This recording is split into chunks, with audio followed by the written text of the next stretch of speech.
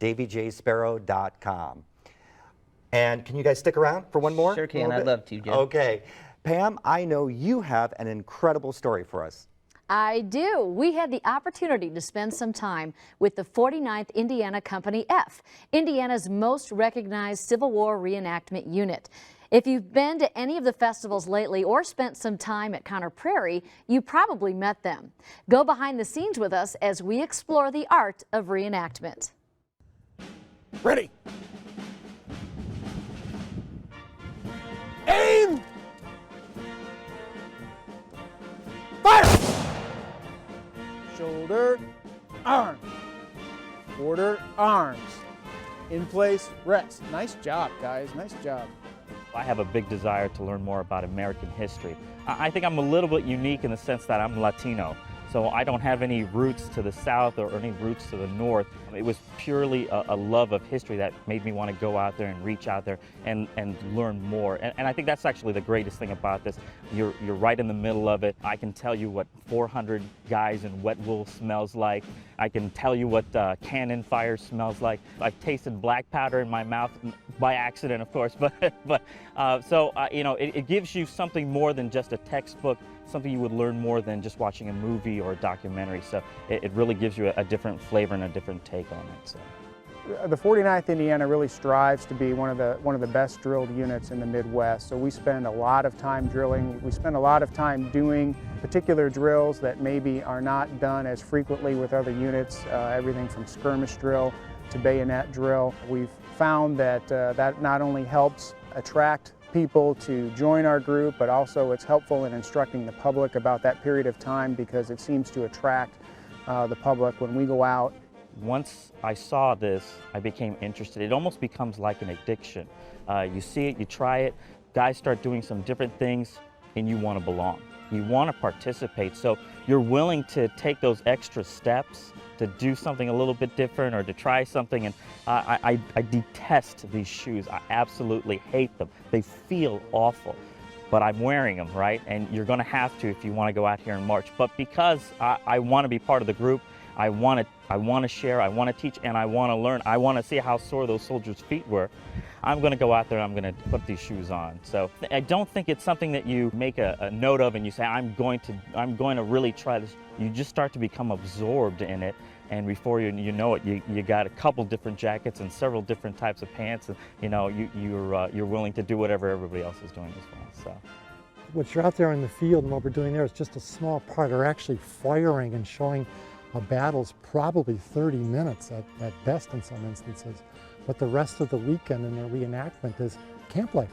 And when people come to see us, they're expecting to step back in time, to step back to 1862. So we have to know what are the politics, what's the land, what's the popular literature, what's going on in the war, why are we fighting the war, what are the events that are going, what do people eat. So your research, you have to get away from the 20th century, the 21st century things that we're all used to and put yourself back 150 years ago.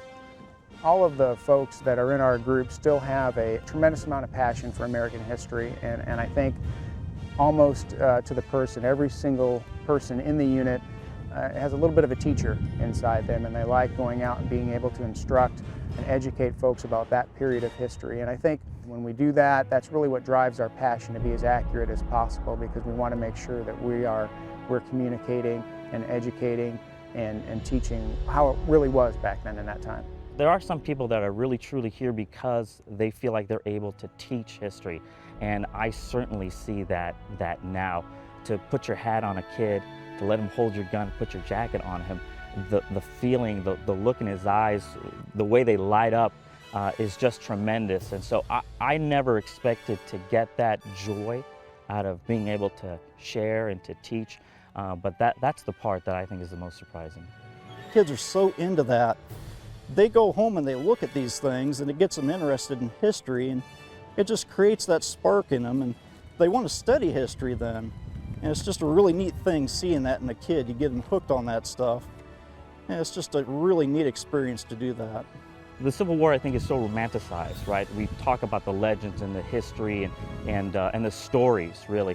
in some of these events that we go to, some of the larger ones, you get a real sense, a real feeling of how many people are out there. And then to think how many of these people, had this been the war for real, how many people would be lying dead on the ground? And I think it does start to pierce you a little bit. You start to get a better sense of what they could have felt or what they could have seen and how they would have felt. My very first reenactment experience, I remember looking out and seeing a bunch of guys and their rifles are pointed right at you.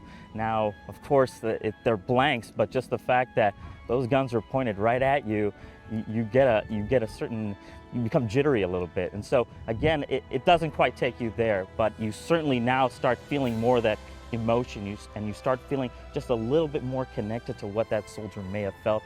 When it comes to the history, you don't want to dishonor the people you're reenacting, and that's very important to us.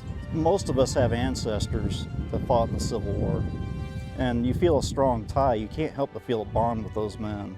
We're not just a bunch of grunts out there throwing around bayonets. There's such another human side to that. There's so much more to these people that people don't see, and I wish they could see that. I wish more people would come out and talk to us and experience what we are. That's the neatest way to learn about history, is to go out and live it. It was a defining moment for the country, and we want to make sure that we honor that. It's not just out here to shoot guns and make noise. It's to pay respect to those who've served, those who've fallen, and keep their memories alive for the great deeds that they've done. Wow, really moving. What a unique way to keep that history alive. Definitely. And if you want some information on how you can join the 49th, visit www.49thindiana.com.